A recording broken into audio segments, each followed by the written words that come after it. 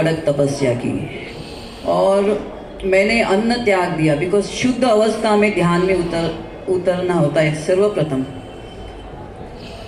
जैसे मैंने बोला 3 पथ है, दक्षिणा पंथ मतलब राइट पाथ, तो मैंने राइट पाथ से पहले ध्यान शुरू किया, पूरा सात्विक जीवन करके, ना प्याज ना लहसुन। इसलिए होता है बिकॉज अभी पहले हम पूरा काला होता है अपना, जैसे काला अपना लिबास होता है ना, वैसे अपना अंतर मन चित काला होता है पूर्ण।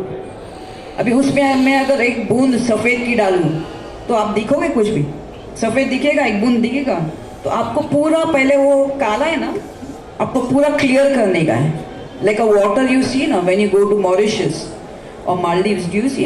आप कहीं मालदीव्स गए, अच्छे स्वच्छ पानी में आपने देखा, अपने पैर को देखा आपने, तो वैसा आपका चित होना चाहिए, वैसा आपको ध्यान द्वारा आपका चित करना चाहिए।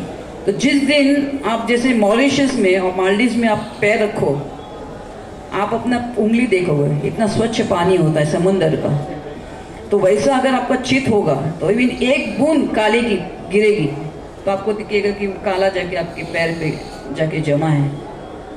तो वैसा ही आपको चित करना होता है, और वो बहुत कड़क तपस्या होती है। आपको अन्न त्याग थोड़ा सा करना शुरू करना होता है, आहिस्ता आहिस्ता आहिस्ता, लेकिन आपको भक्ति करनी होती है सर्वप्रथम अपने गुरु की। गुरुर साक्षात परब्रह्म तस्मै श्री गुरुवे राया नमः। वो ऐसा ही नहीं है, वाकई ही अगर वो भी गुरु आपके तपस्वी होने चाहिए, ब्रह्म विद्या ज्ञाता होना चाहिए, उनके द्वारा ही ब्रह्म विद्या प्राप्त होती है, सर्वसाधारण गुरु से नहीं होती है। तो ऐसे गुरु तपस्वी चाहिए जो आपको चित्त को एकदम साफ करके रखे और उसमें आप काफ़ी कष्ट भोगते हो। सर्वसाधारण जीवन में अभी बॉलीवुड लोग क्या क्या बोल देते हैं, बॉलीवुड का करियर बहुत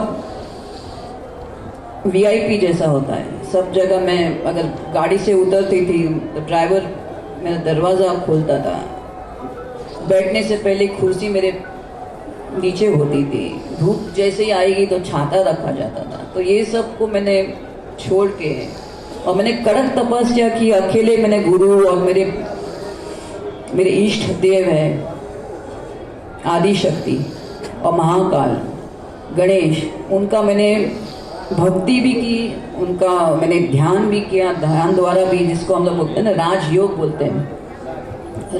तो राजयोग में क्या होता है, भक्ति, ध्यान और तप और ज्ञान, इस सब का मिश्रण आप करोगे तो एक गति आती है जिधर आपका जो कुंडलिनी शक्ति होती है वो 3.5 फेटा करके आपकी मूलधारा चक्र पे, आपकी जो स्पाइन होती है उसके ऊपर वो कॉइल्ड रहती है कड़क तपस्या से।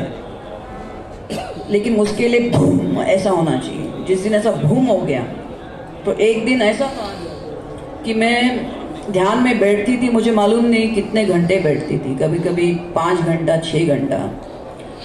और एक दिन ऐसे मैं तीव्र ध्यान में थी और घंटी बज गई और मैं अकेली तपस्या कर रही थी। मैंने किसी को नहीं बोला, ना बॉलीवुड के किसी को मैंने मेरा नंबर दिया।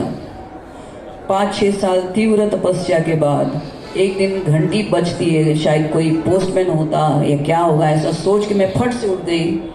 मैं भूल गई कि मैंने 7 घंटा में एक स्थान पे, एक आसन पे बैठी थी।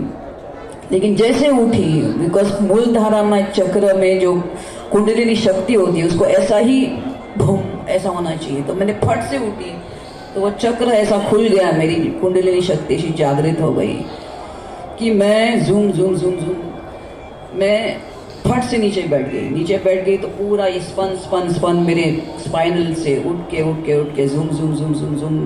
मैं आँख बंद कर रही थी और मुझे एक हाथ जैसा मेरे माथे पे ऐसा अनुभव हुआ जैसे किसी ने रोक के रखा हो उसको। लेकिन उसके बाद 1 महीना तक तीव्र मेरी पीठ में जैसे 1000 ऐसी लाइट्स हो, इलेक्ट्रिसिटी की वायर्स हो, ऐसा ऊर्जा मेरे पूरे मेरी पीठ पे, मेरे स्पाइन पे, मेरे आँख में, मेरी इधर।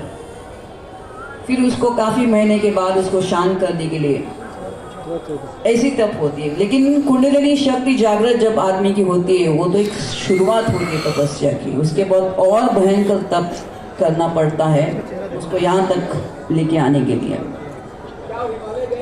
उनके लिए भी बोलो हर हर। और हमारी माता श्री आचार्य महामंडलेश्वर माता श्री डॉक्टर लक्ष्मी नारायण त्रिपाठी जी माँ के लिए भी हर हर।